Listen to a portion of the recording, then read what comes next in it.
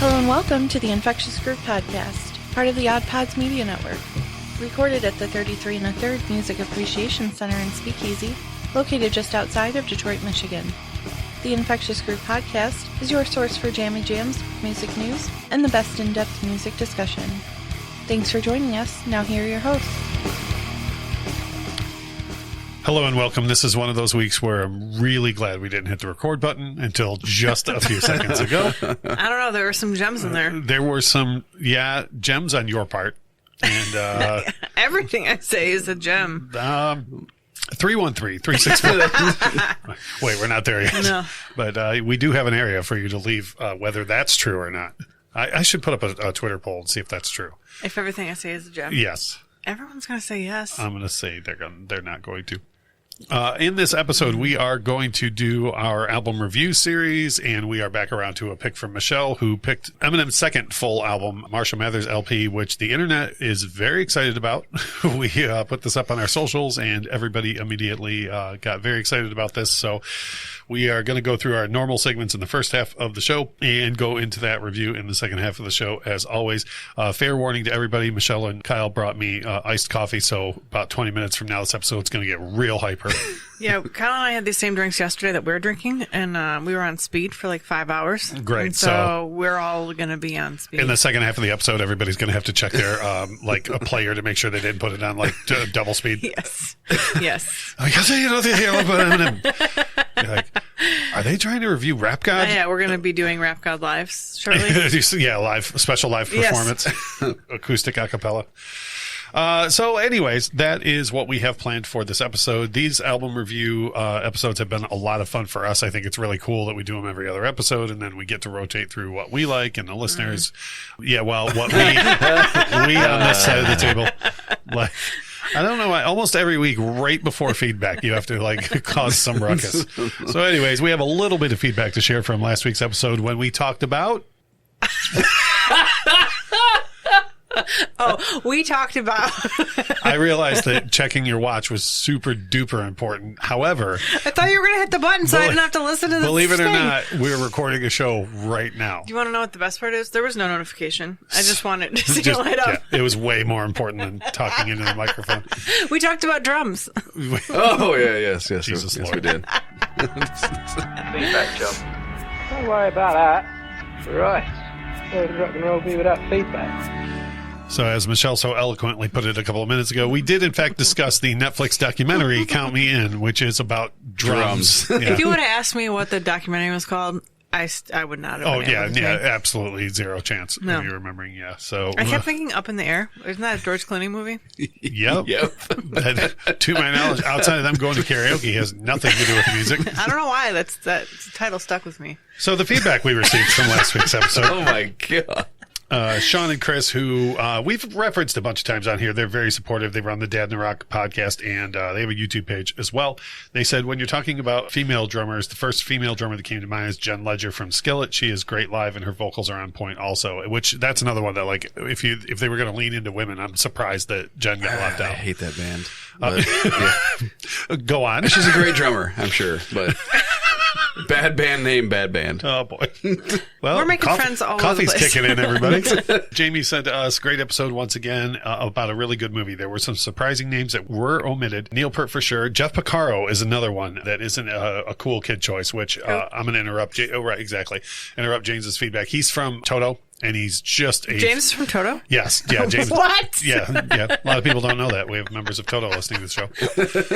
Jeff Porcaro is from Toto. So you take just the intro and the drumming on a song like Rosanna and by Wax? Yes. And the fact that he doesn't get it like mentioned ever.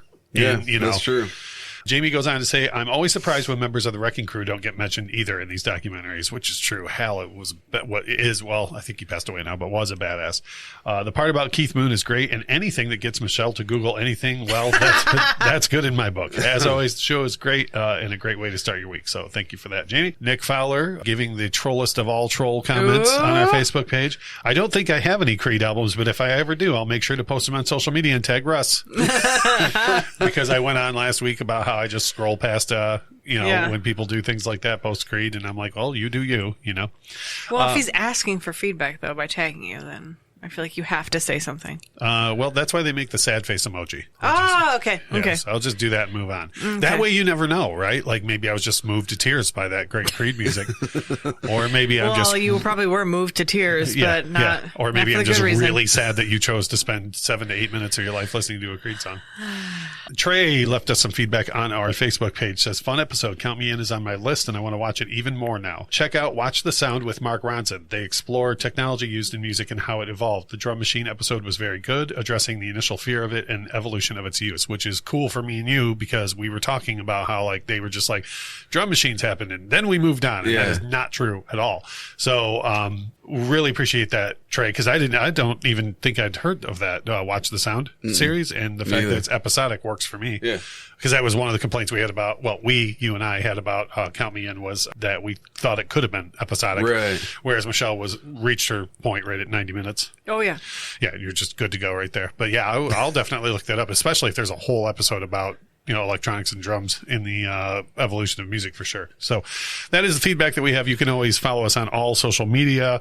Just look up for the Infectious Group podcast and you will find us everywhere. And then also, we didn't have any voicemails this week, but that line is always open. And actually, we're going to have our 100th episode coming up where we're going to heavily source voicemails from our listeners for that episode. So I will have further details on that on our social media, so watch for that. But if you had feedback on the episode in general or the show, always feel free to call 313-364-9899 and leave us a voice message. And actually, if you could, please let us know if anything Michelle's ever said is a gem, or if everything Michelle has ever said is a gem. We would appreciate it. And I'm just going to hit this button instead. Our champion. Moving right along. For me, I had a huge conversation with somebody about the Culture Club earlier this week. Like, somebody sent me a picture and was like, I just finally bought my first Culture Club album. And I was like, oh, hooray. Like, do you have a moment to talk about the Culture Club? So did you just go over to their house and knock on the door? Yeah. Went over there with the rest of the albums and was like, let's open up their third and fourth albums and talk about this. But because of that, I try not to, with Culture Club's one of those bands where like everyone knows Karma Chameleon or Do You Really Want to Hurt Me? And like no one knows the rest of their catalog, So I dug real deep into that. And as I usually do with our Spotify playlist, I'll probably put a couple of the hits on there, but I'll put a lot of stuff that I think more people should know. Like if you like a song like Do You Really Want to Hurt Me, which it's kind of a reggae song and kind of a ballad, they have other ballads that destroy that song, like even lyrically and vocally and everything. So I might pick a couple of those. And then the other one is, this comes from like just scrolling YouTube, and you know how they're pretty good with their algorithm on like whatever you've been talking about or listening to or whatever, you know? And so this B-52's video collection just came up in my suggestions, like I'm sure it was like a VHS tape from Rhino in like the 80s or whatever, So I put that on, and like, there's nothing I ever dislike about the B-52s, but I just forget about them every so often, and like, they're not my jam. Oh, I'm aware. And, I mean, I like a rock lobster, but the food or you'll never know. I'm pretty sure we all know. So anyways, there was that. And then Love Shack is the thing they're known for, obviously. Most known for, I think. And that's one of those things where I don't dislike that song at all. But that is far from the best song on that album before you worry about the rest of their catalog. So anyways, like last night when we were spinning records, I opened up with doing that album Cosmic Thing front to back. And it's just like before Love Shack even hits, you're just like, man, this is a good album. And then Love Shack happens. And because you've heard it 10 million times, you're like, all right, well, that'll be over in a couple minutes. It's like, I'm not mad when it's playing, but I would like to hear the other songs. You'd like it for it to be over faster? Right. What does their name stand for? Whom? The B-52s. The bombers? Like the B-52 bomber airplanes? You can Google that. They exist. B-52 bomber Google airplanes. exists? Google does exist. I promise that it does. Okay. Yeah. So there's that. So why would they be named after airplanes? So Kyle, what else? Holy shit! What else have you been like? God, our 100th episode should just be us answering your questions. Remember when we were going to make that a segment and you never gave me questions for it? I only have one. I'm positive. I am positive that you have enough questions. So what you should say? What you're saying is I should not say my questions out loud and just keep write writing them down. Yes. 100 questions every single week. Write them down because it'll be even better. It'll be even better with, like, for example, if if in 4 weeks from now, your question of the week was just, what does B-52s mean? We would spend an easy 5 minutes being like, where did that come from? Because you wouldn't remember. Yeah. Like, is Eric Clapton English? Kyle, what are your jammy jams? There's a lot. Oh, boy. Firstly, I did end up listening to Drake's new album, Certified Lover Boy, because I'm a fan of Drake and also because of all the controversy between him and Kanye and yada, yada, yada. Yep. And people are still trying to compare the two of them together, and it's just two different entities that you can't... Prince and Michael in the 80s, yes, man. It's not a thing. You can't Every compare time the I two. turned around, people were like, oh, it was Prince versus Michael. Or they're just two great artists that happen to be black. Like, we don't have to compare them literally all the time. every time I turn around, somewhere on social media, they're comparing the numbers of like the streaming and who did more what. And I get same thing. Yep. So dumb. Didn't Drake break Kanye's record? Yes. It's How do you know that out of everything? Because I told her probably. Yeah, because I listened about 1% of everything he says, and that's the 1%. This is like an onion. So it's like, how do you know that is the first layer? And then, because I told her, well, then the next layer is, okay, so you chose to listen to that? Like, and then, okay, how do you choose what you listen to? It was like Drake, and then I wandered off as soon as I heard the word Drake, and then I just kind of like was in my own mind, and then I came back to see if he was still talking about Drake, and that was the part I heard, and then I went. Yeah. So what you're saying is I sound like the parents from the Peanuts? Yes. Yep. Kyle, what else are you listening to? I'm listening. What are you listening to? Jameson also released a new album called Heals Me. I saw your Facebook update that referred to that as fire. Yes. How many fire emojis? 3. Oh. Whoa, I actually just generically use 3 every time. It's my favorite number, so I just 3 is the fire whole time. emojis. It's a magic number. Yeah. So there's that, which is badass. You should go listen to it. It came out a week or two ago. Then there is the new Casey Musgraves album, Star-Crossed, which I purchased on vinyl yesterday. Wanted badly to listen to front to back, and then we listened to so much else stuff I never got to it. So I still have yet to hear one note of music. Will you tell me off that story album. again? So I listened to it yesterday. I tried to listen to it yesterday. But go on, Kyle. Which is, everything that she puts out is fantastic. So it goes right along the line of it being fantastic, just like everything else. No doubt that this is going to be I do want to check out the movie that goes along with it, though. I don't know how to do that. I haven't looked into it. I think it's just on YouTube. Is it? You don't know how to do it. But I don't know if they release it I will say somewhere. this, though, for anybody interested in the record, it's a concept album very much about her divorce. Yeah. And so, I've mentioned on the show before, we always have people over every Friday to drink and play records, right? And we were having such a great time listening to a lot of upbeat music that I didn't want to throw on a record no one had heard about a woman's divorce, and then literally have because we had 10 people here, have people just be like, all right, well, I'm going to go, not that it's bad music, but that it would just ruin the tone of the Because it's room. about a woman's divorce. If it was about a man's divorce. Yeah. Oh, yeah, absolutely. Yeah. you'd Because I'm known for being sexist. Yeah. I know how you feel about broads. You guys, I'm not playing this. Some skirt complaining. I bought it, but whatever. I will say the opening track is fantastic, and it is such a great opener for what is to come on the record. I'm all in on the hype on this record. Last night was not the time to bust it out. Yeah, You know what I mean? And I definitely, if it is on YouTube, I want to go check out the film that goes along with it. It's like Amused to Death by Roger Waters is one of my favorite records of all time, right? Yeah. But rarely do we play it on Friday nights because you're never going to believe this, but when people are sitting around drinking whiskey and beer and having a good time, they don't want to hear songs about how the world's going to end and how we're all terrible people. Yes. Do they want to hear Dashboard Confessional? Nope. That also. Yep. See, so it's not just women. And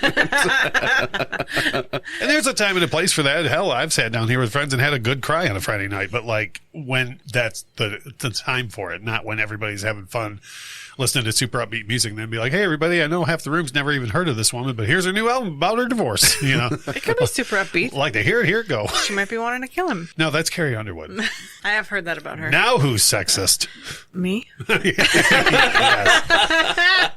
Take us home, Kyle. Also, there's an artist named Belly.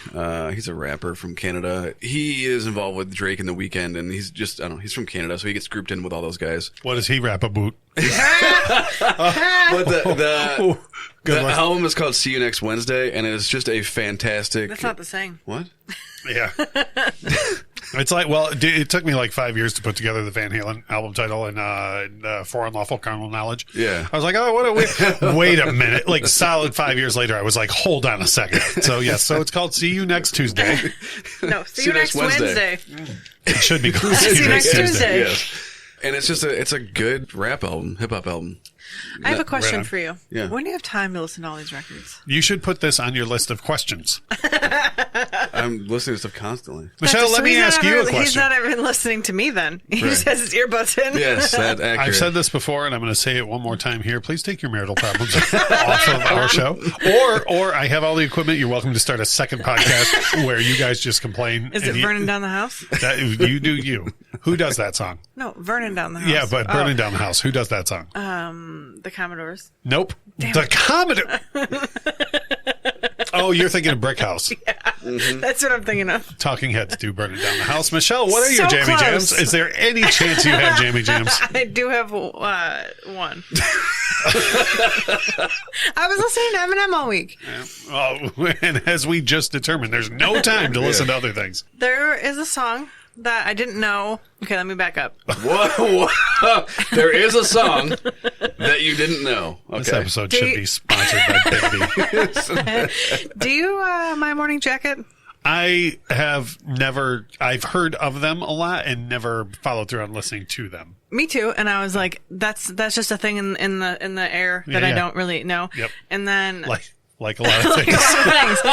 And if you had asked me if I've ever heard of My Morning Jacket song, I'd be like, no, but I've always meant to look into them. Right. And then Kyle was watching something and I was like, I fucking know the song. Like, it's like I can hear it in my head and I was like, is this Kings of Leon? Is this like Parker Millsap or something? Like I was just like naming people and they're like, he's like, no. And so I had to look it up. And so anyways, it's a song that I know and I like and I never knew it was My Morning Jacket. And it's called Holding On to Black Metal. Holding On to Black Metal. Right So, on.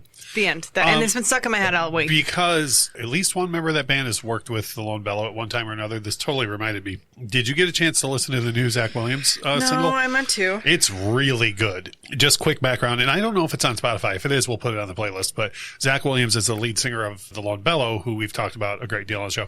And he has a solo album coming, his first solo album coming out called Dirty Camaro. And I wasn't really sure, like before I clicked on it, I was like, ooh, what's this going to sound like? Like, it's like when Steve Perry went solo and you're like, yeah, that's just Journey though. You know what I mean? Like you're just, you know, and I was like, if this is just going to be the Lone Bellow with sound like because the money splits better one way. Yeah, but it sounds a lot different, and I What like is it like? a great deal. I don't even know how to describe it. It's like it's more poppy than the Lone Bellow is. I've been avoiding it. Okay, well you should give it a try. I should give it a also, try. the Lone Bellow listens to this, so you just Or wanna, does Zach run their social media? Zach runs their social media, but Zach was one of the people who strongly encouraged this show to happen, and has recently confirmed that he listens to our show. Oh, I see what you're saying. What I'm saying is, right I now, got it. wherever Zach's at listening to this, he just heard you say you've been avoiding his song. Oh, I just want more Lone Bellow music. Okay, so don't follow your own passions. No, yeah, No. that's understandable. Yeah, shame on you. Make more music for Michelle. But I avoided Yes. it. I avoided the song for like a solid 5 minutes. Like I was like, I don't want to click on this and have it just be a Lone Bellow Yeah. song. It'd be like, oh, this is Steve Perryism, you know. But it was much different. I mean, it's like if Axl did a solo thing. Zach's voice is distinct enough to where you would be anything you hear him sing on, you're gonna be like, well, that's Lone Bellow-ish. Yeah. But the style of the song is way different. At least to me, I don't think there's anything on their 4 records that sounds like it, style wise. So, anyways, that was just one that I guess I don't even know if it's on Spotify yet. I know it's on like his personal website. So if it's on Spotify, we'll add it on the playlist. See what everybody Maybe I'll thinks listen of to it then. you might give them the luxury Maybe. of a listen. Zach will notice when the listens go up by 1. He'll Yes, notice. that it was me. He'll notice it was you. All right, we're going to take a quick break, and when we get back, we are going to have our album review of Michelle's pick of the Eminem, or I keep wanting to say the Eminem show, the Marshall not. Mathers LP. No. We will take a quick break, pay some bills, and be back in a second. You're listening to the Infectious Group podcast on the Odd Pods Media Network.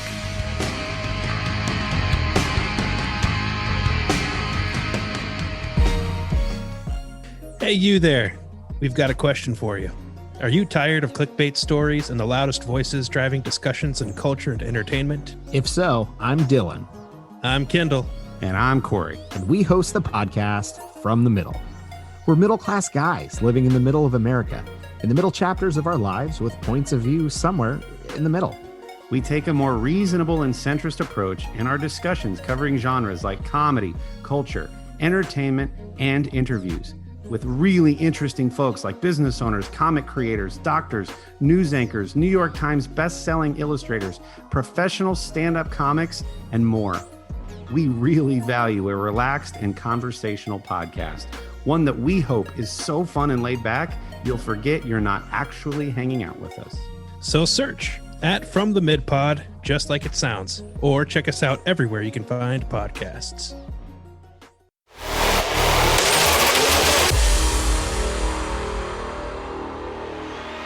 Once every harvest moon, a talk show comes along that is so groundbreaking, raising the bar to such heights that other podcasts step back and say, wow, that show's got it figured out. With a host, tempered in focus, commitment, and sheer will, this is The Derek Duvall Show. Pop culture, news, and interviews with fascinating people that channel the great Edward R. Murrow and Walter Cronkite. The Derek Duvall Show. Find him on Twitter and Instagram at Derek Duvall Show, and find his new episodes every Wednesday on Spotify, Apple Podcast, Google Play, and Podchaser. The Derek Duvall Show. The best thing to happen to Hump Day since the Geico camel. What?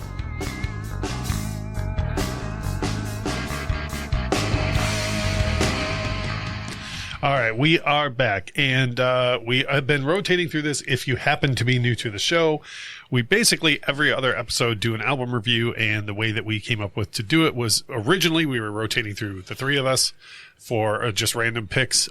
There was some talk of some of them becoming revenge picks. I think we finally quelled that. I don't think that's going to happen. I hope it's not going to happen. And then every fourth pick is a crowdsourced one. So this week we are back to Michelle and her pick, so let's get into it. The Infectious Groove Podcast. Album review. Oh, I'm sure I'll say something dumb. It's fantastic. Never gets old. It never gets old.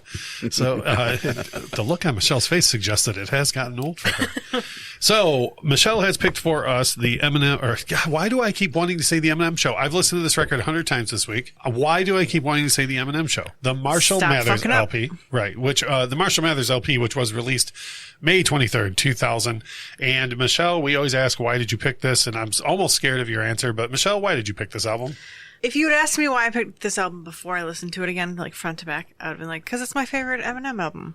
Uh-huh. And it's not anymore. But What? so I think, I don't know. I just feel like after listening to the Marshall Mathers LP2 and Music to Be Murdered By, I hadn't listened to this album front to back in a long time, and I was like, oh no, like this is the one album that I love front to back from him, and then now I like those albums better. But before I listened to it again, I thought this was my favorite Eminem album. And so that's why you Spoiler alert. why you chose it for us. Yeah, and I distinctly remember when this album came out. I went on a class field trip, and I'm pretty sure it was either to like, And they I played don't it know, on the bus a Gettysburg, lot. no, or like Washington D.C. And I was without my parents, and my parents gave me money like to buy stuff. We went to the mall for lunch one day, and I like snuck off, and I went to like FYE or whatever, and bought the CD because I wasn't allowed to buy it at home. Look at you breaking all of I it. That's know. like a lot of rules to I know. break for you. I know. And I remember just being so proud of myself, being like, they'll never know I have it. And I don't know if my mom ever found it, but like, yeah, I remember just being really thrilled. Again with the screw ups. Your mom listens to this show. She's going to find that CD now. You're going to go home and there's going to be a note where it was. It's in Kyle's car. Yeah. That is accurate, actually. Really, and actually, I have an interesting story with how I came into this album too. When we get to the open discussion, Yeah. I'll share it. But for now, I wanted you to get your Yeah, and thoughts so in it. like I had a vivid remember of buying the CD, and like for the longest time I remember being like, this is like the best Eminem record that I'd ever heard, and so that's why I chose it. And then, we can circle back to this in the open discussion, but you don't like the album any less than you did. He's just done stuff that you so like like as much or more. I had like held it on a pedestal for a long time, and I was like, every album that he's not every album, a lot of albums he's put out since then, I'm like, I like it, but it's not the Marshall Mathers LP. Like it's not. There are up parts to of that. 2 that I like better, but no. So anyway, But, no what? but no, 2 is in no way better than 1. No, and so like, and I kept hearing like I'd be like, oh well, this is good except for the first one's better, or and Right, I just right. couldn't, and I just kept holding it on a pedestal, and then like actually sat down for the first time in like probably years and listened to it straight front to back, and Right, I was like, so I don't know if I've grown, like maybe I just don't Like, I appreciate the record and I really like it, but it's not my favorite anymore. Wow, we're about to have some words as we go through this. Holy cow.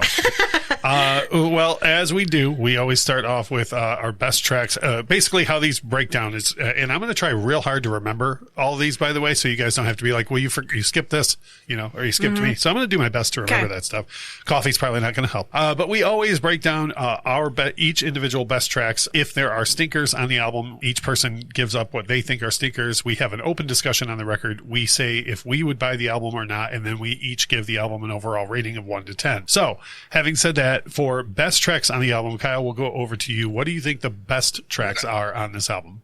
Kill You. Yep. Kim. Yep. Criminal. Oh, yeah. Amityville. Those are my 4 favorite ones. I was driving along with my son today, and as soon as that song started, I was like, this is the most underrated song on this album. I do like The Way I Am as well, but it's one of those songs that just got overplayed, just like standard. And then there was 2 versions of The Way I Am too, right? Yeah. Like there was, so it was like, I know it's not even close to the same ballpark, but when All About the Benjamins was out, it was like played out, and then the rock version came out, and it was like played out again. Yeah. For me, my best tracks, the first thing I have listed is every single one of them. That's what I wrote. You don't have any stinkers? Spoilers. We'll get to you just stinkers. said every track was the best track, so maybe this is like a Tarantino thing. Maybe I'm going to have a twist in a minute. maybe. But if I had to narrow it down, Stan, Kill You, Kim, and I think what another underrated track on this record is the title track. Yeah. It's and we'll get into, there is things to address as far as like the language used and whatnot in the track, in the title track. Well, across many tracks on this record, but we'll get to that. So please stick with us. Don't be like, holy crap, I can't believe this guy glorifies that. So we'll get into that in a little bit. Michelle, what are your best tracks on the record? Kill You. I like the real Slim Shady. Yeah, me too. Remember Me. Drug Ballad is probably my favorite song on this. Good. I'm almost willing to say that Drug Ballad is my favorite Eminem song. Almost. Yeah. Amityville and Bitch Please too. Yeah. Oh, that's another great one. It's so good. So I think all 3 of us had Kill You. Yeah. Which is, I know I labor this point a lot on this show, but opening tracks matter so much. And well, you're missing one. Well, no, it was a public service announcement. So stupid. Would you stop? The skits. Other people like the skits. Plus, I'm allowed to have my own opinion. Who told you that? I at no point. Feminism. We're coming up on 100 episodes, and I've never once said you're allowed to have your own opinion.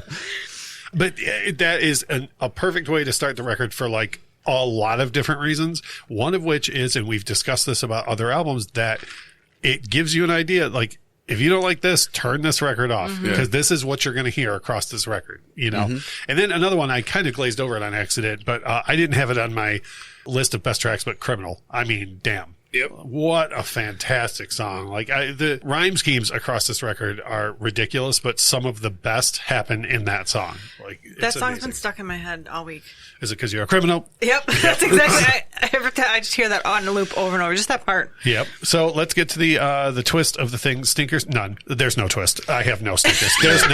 There's no stinker on this album. Like even the skits, even if you're not a skit person, where the skits are work perfectly. Eminem is a master of skit usage. Oh, so they belong where they belong. Eminem is like, okay, so I'm going to go way out on a limb here, but bear with me for a second. So when Eddie Van Halen came out and like was finger tapping and like wailing across every song, that gave license to like every other guitar player to be like, well, taste doesn't matter. Like we'll just do that too, right? And with Eminem, like there was an art to the skits and the way that they happen, and then everybody else was like, well, we should just put skits in between every song on a record. It was like, no, you should not. Which I believe that might have been what ruined it for her. Even when so he has the ability to play multiple characters in the songs, and even in Criminal when he goes and robs that store and he shoots her and she's like, thank you, and takes off. Like that's awesome in that song. Like that to this day, every time I hear it, thank you. It's fantastic. Michelle, why don't you ruin the whole episode and tell us what your stinkers are? I want to call bullshit on you. For having a stinker? You don't like The Way I Am. I do like The Way I Am. I don't love it, but it's not a stinker. Okay. I just have this on record for public use. It's my least favorite song on the album. Yeah, there's definitely songs on here that I'm tired of hearing. But I want to be clear though, for me, The Way I Am is not an overplayed situation. Yeah. Like you can't rhyme. For someone as brilliant as he is with a turn of phrase and with rhyming, you can't keep rhyming I am with I am that much. He did. He fucking did. Which is why it's my least favorite song on the record, but it's not a stinker at all, because when the non-chorus parts, all the verses in the song are absolute fire. It's the chorus that lets it down. If the verses were as bad as the chorus, it would be a stinker for sure. So the chorus is, I don't know, 35% of the song. It also plays an important part on the record, because before that he goes to meet with Steve Berman, right. And at the end of that, that's his basically fuck you, like we do whatever I want.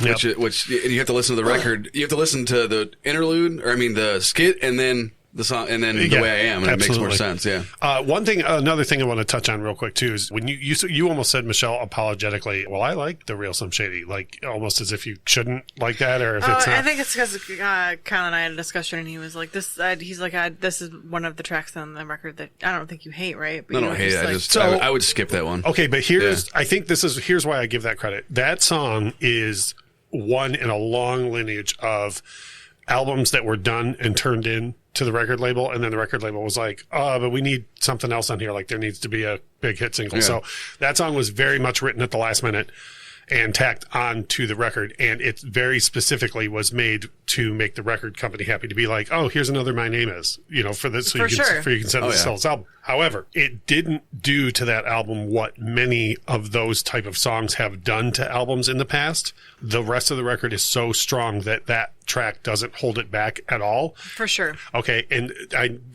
this is way outside of the genre at hand, but the biggest example that I always share on that is the song Cherry Pie by Warrant. That album was done, and it was supposed to be called Uncle Tom's Cabin, and it was a much darker, more serious album than their first album, and they turned it in, and the record label was like, no.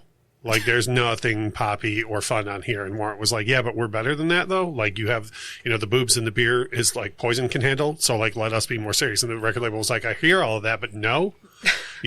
So Janie Lane went off in like a day, wrote and recorded Cherry Pie and turned it in. It was like, put this out as a single, and the album will be called Uncle Tom's Cabin. And like, after that single fades, we'll do what we want to do. And then the record label destroyed them. Well, it became the title of the album. Yeah.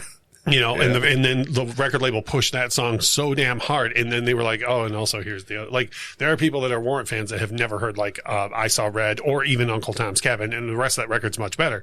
Yep. With this album, we're not talking about that. No. Like, we're not like the real Slim Shady doesn't overshadow the rest of the record so much that you're like, oh, well, that ruined it. You know what I mean? Yeah. So that's why I don't think anybody should apologize for liking that song. Like, it is what it is. It came about through various dubious means. Like, that song shouldn't have existed. And I also don't think, Cherry Pie, I think, would be a way stronger record without that song. Yeah. It's the first song on the album. And if you start the album from the second track on, it's a way better album. Whereas I don't think that this song disrupts this record. No. Like, when it happens, you're not like, oh, Jesus H. Right. You know what I mean? So anyways, as we move into open discussion on the record. I didn't do my stinkers. I thought you had done No, it. I just called you bullshit. I bullshit. came so close to getting through this. Oh, you did call my bullshit. I'm sorry. Well, let the record reflect that I tried to go to your stinkers. Then I had to call bullshit. And you used your time all unwisely. Well, you're not going to like this. Oh, so I don't like the skits. Yeah, well, that's shocking. Yeah. I can't believe it. Giant surprise. Film at 11. I don't like Stan. Stan is one of the greatest songs I've ever heard in my whole life, but go on. That's it. just wanted to throw that out there. Just the skits and Stan. I cannot stand Stan. I don't know why. I don't know if it's Dido. I don't know if it's because I see Devon Sawa in my head. I don't know. Is it because of the immense goosebumps that everyone on earth besides you gets when they hear the third verse in that song? I even song? read about it and how Eminem used it and they sent it to Dido and they're like, hope you like it. And she was like, this is amazing. I'm so glad you used my sample. Do you know why she said that? This is like musical genius. Yeah. Do you know why she said all those things? I don't like it. On account of it being true. Jesus, you always have to do this. For me, I thought for sure she was going to be like Amityville.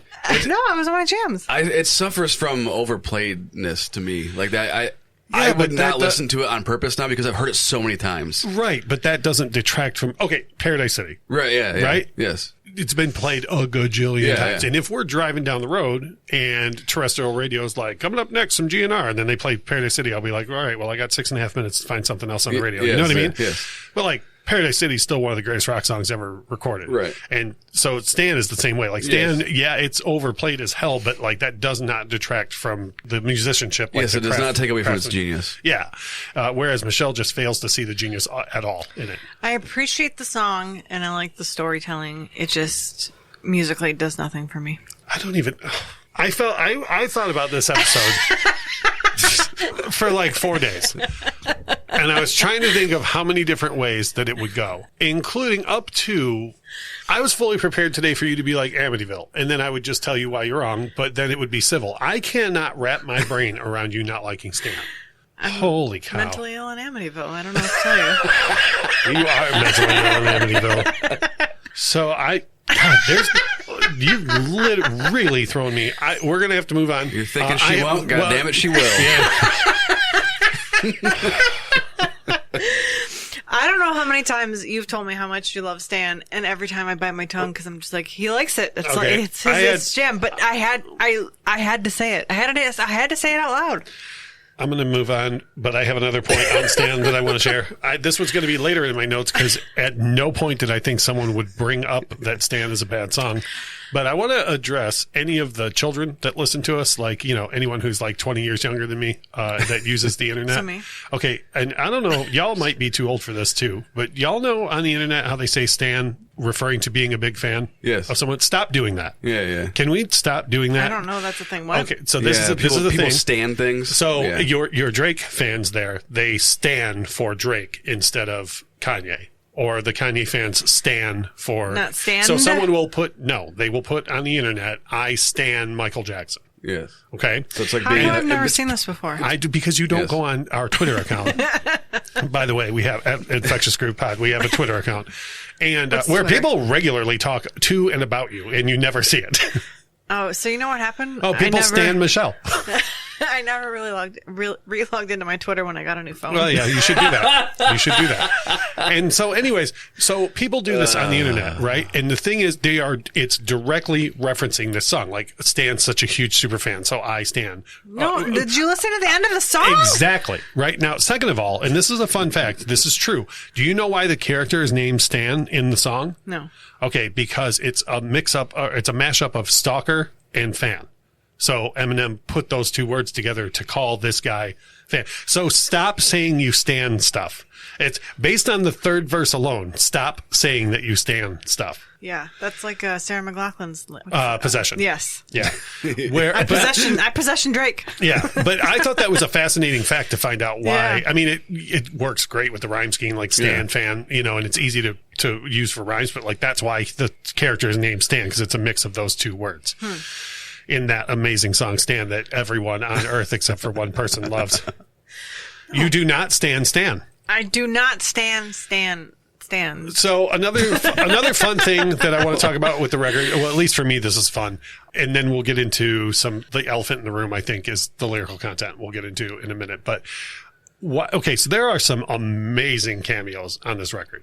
Right, like some incredible, like some of Snoop's best work is in his guest verses on this record. Okay, why is Exhibit's verses on everyone else's songs straight fire, and then all of his solo material is garbage? Yeah, see, I don't know. I think he got too wrapped up in Pit My Ride. Oh, he wanted more raps in his raps? So he got more raps? Yeah, you're right, though. His music is garbage. But Bitch Please too. His verse is... He outdoes Eminem on his own song, on his own album. And then if you listen to Exhibit records, you're like, please stop playing this. Yes, he's on all sorts of stuff. And it's great. And then, I don't know. His solo stuff is not... I don't Exhibit, so...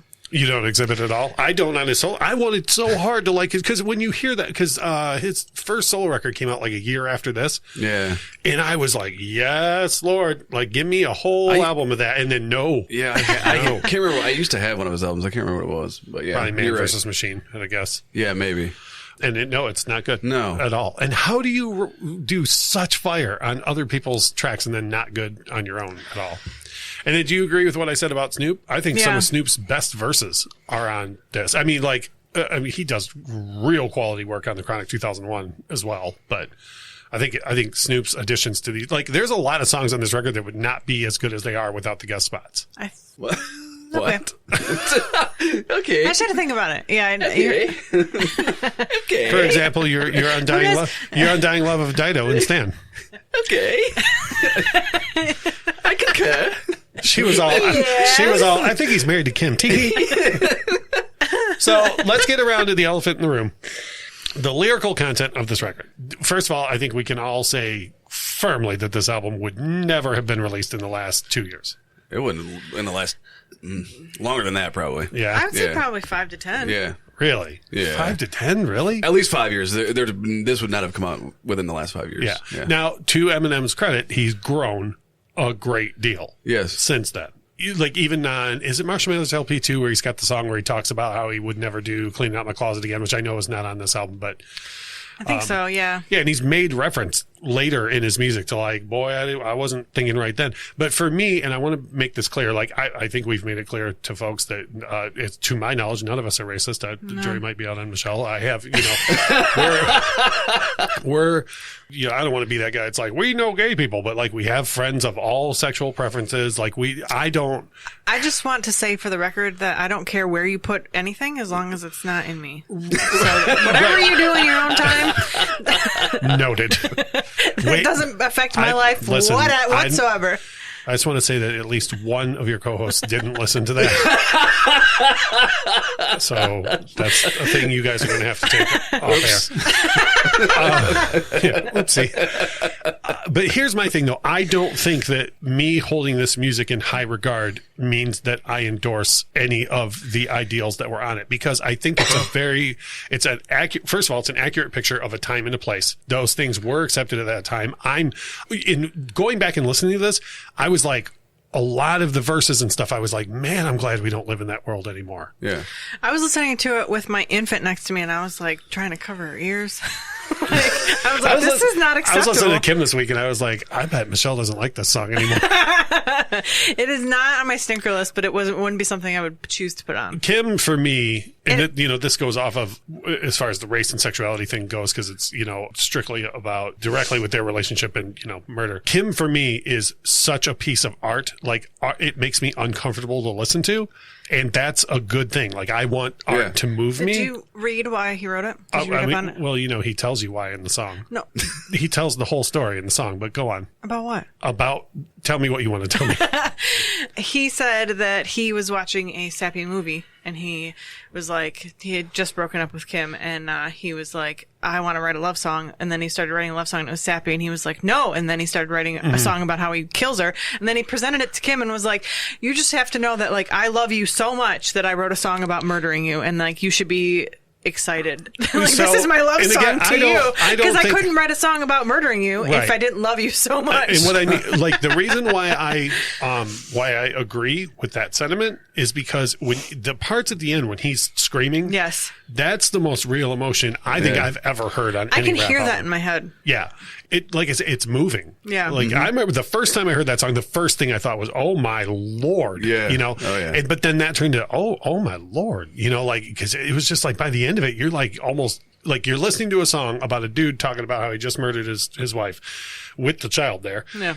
And you're still feeling bad for him somehow. Yeah. Like, that's art. Yeah. But to quickly dial it back though to the slurs for sexual orientation and whatnot. Again, I don't want to sweep that under Grandpa's from a different time, but that's how the world was then. And I think you have to look past that and go, that's how people talked, and the talent is still there, how the words were turned. Yes. Okay. But more importantly, I think it's important for us to look at that and be like, wow, we've come a long way since then. Yes. I wanted to read a quote. Kyle, you want to share some thoughts while Michelle's Googling? So I think that there is two different Eminems, right? There's Slim Shady and then there's Eminem. Mm-hmm. And everything that he used to do back in the day is Slim Shady, where he was just trying to get a reaction out of every single person that listened to it. Just trying to offend everyone. Yep. And his lyrical ability was able to shine through that. But then now that he's matured and just stayed being Eminem, you get to really see how masterful of a lyricist he is, because he doesn't do any of that kind of shit anymore. Right. And it's fantastic. Right. And you have to understand the whole reason. What he was purposely trying to offend people. Oh yeah. So I mean, that's why it's so offensive. But doing it in a way with such talent that you couldn't even deny it. Yes. That's why the middle of Eminem's career, which I think we can all agree, Relapse, is like the low point. Yes. He even says it's a low point. Yeah. Right around there, like the thing that happened between him and Michael Jackson. Mm-hmm. Michael Jackson wasn't even mad that happened. He was mad that it was so low rent. Yeah. Like Michael Jackson literally was like, a great artist wouldn't have done that way. Like he wasn't even. And my favorite thing is if you watch the interview where Michael Jackson talking about it, he keeps calling him Mr. Eminem, and I love it. He's like, I don't know, Mr. Eminem. I've never met him. And then the most baller move ever, Michael Jackson went and bought Eminem's the rights to his music. Like not long after, Michael was like, hey, have fun making money off of anything to do with your music. So, Michelle, you have a quote that you'd like to share. It is from Dave White, writes or used to write for The Advocate, which is an LGBT interest magazine. And it says, if he gay bashed you or me, then it logically follows that he has also raped his own mother, killed his wife, and murdered his producer, Dr. Dre. If he's to be taken literally, then so is Britney Spears' invitation to hit me, baby, one more time. Right, yeah. And so I agree with that, yeah. And that ties into what Kyle was saying. Yes. And Eminem specifically said that he uses the bad F word because people got up in arms about it, and he wanted to piss them off worse. And he said that I think it's hard for some people to understand that for me, the word has nothing to do with sexual preference. I meant something more like asshole or dickhead. Right, which is we all used to say gay at some point, and we till Hillary Duff stopped me. No, but like honestly, I would admit that I was young and I totally did do that until I realized it was wrong. And so it's so funny now when I am in the car and I rap along to this record, I have to mute myself on more than just the N-word, because you'll just be rapping along, and but for me, go ahead. Yeah, like that guy said, people poke the bear, and you're going to poke the bear, then the bear's going to come back and bite your head off.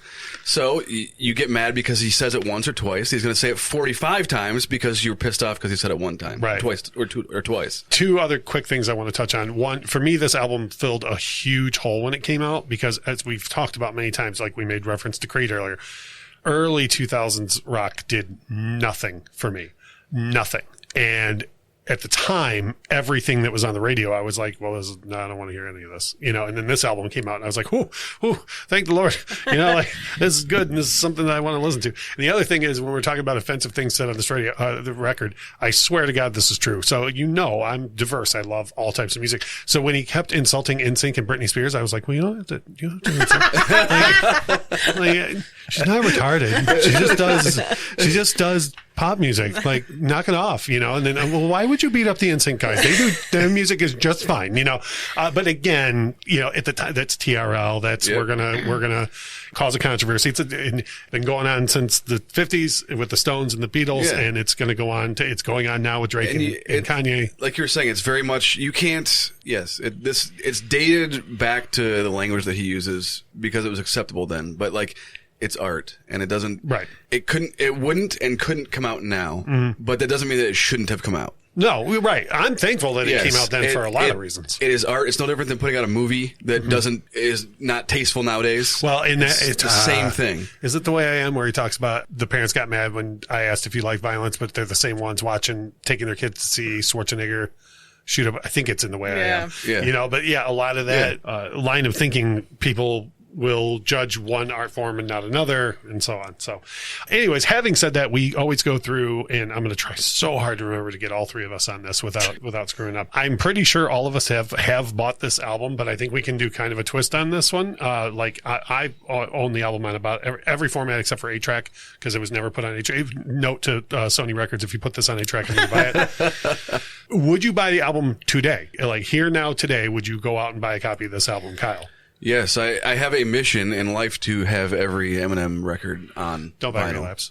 Don't buy Relapse. I would do it just to have all of them. But I do that. Dude, there's a Floyd remix remaster coming out in October that I'm already mad that I'm going to buy, even just because of the completionist aspect of things. So yes, I have the CD in my CD player in my car right now. It's mine. Yes. I have her old CD in my CD player in my car right now. Not when her mom hears about this. So yes, I 100% would buy the record. Yeah, I currently I own it on vinyl as well. I think I probably have less than half the Eminem albums, but I do have a good amount of it. And I will never own Relapse. I will never own that album. Somebody send him Relapse. No, thank you. Please don't, because I'll just set it. You want to see our YouTube video of ours go viral? It'll be me setting that record on fire. Return to sender. Yeah. Friend of the show, Joe's going to send it to you. Hey everybody, this is Ross from the Infectious Groove Vinyl Channel. Today I'm going to take this record back to the mail and send it back. So Michelle, here now today, as a new mother who wanted to shield the baby's ears, the baby who can't understand what's happening in the song, and you still were going to shield their ears, would you go buy this album today? Yes. Okay. I own it on vinyl and CD. So, yeah. Well, I mean, Kyle repossessed your CD, but... Well, he, up until recently... He was the only person who had a CD player. Like, I don't even think. Now, again, the Dodge Journey. The Dodge Journey does have a CD player now, so just keeps giving. Repossessed. So, Michelle, you picked this album for us, and I'm certain, if anything, people are waiting for your numbered review of this record. Out of 10, what would you rate this album? 8. And it's 8. Only for the skits and Stan. Skits took away one whole point, even though the skits are great. No skit on a record is great unless it's a comedy album. I don't want to hear you talk. I want to hear you sing. She said about a rap album. Rap. I want to hear you rap.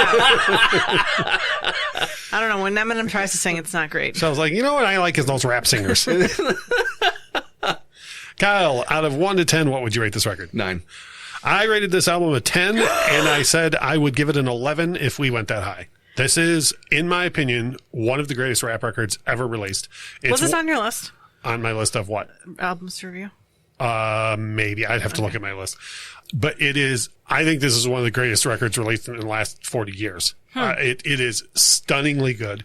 It does everything that it's supposed to do for an album, and especially being a sophomore record. Everyone falls down on their second record. Everybody. And Eminem was like, I'm going to take what I did on the first record and do it a whole lot better and watch this shit.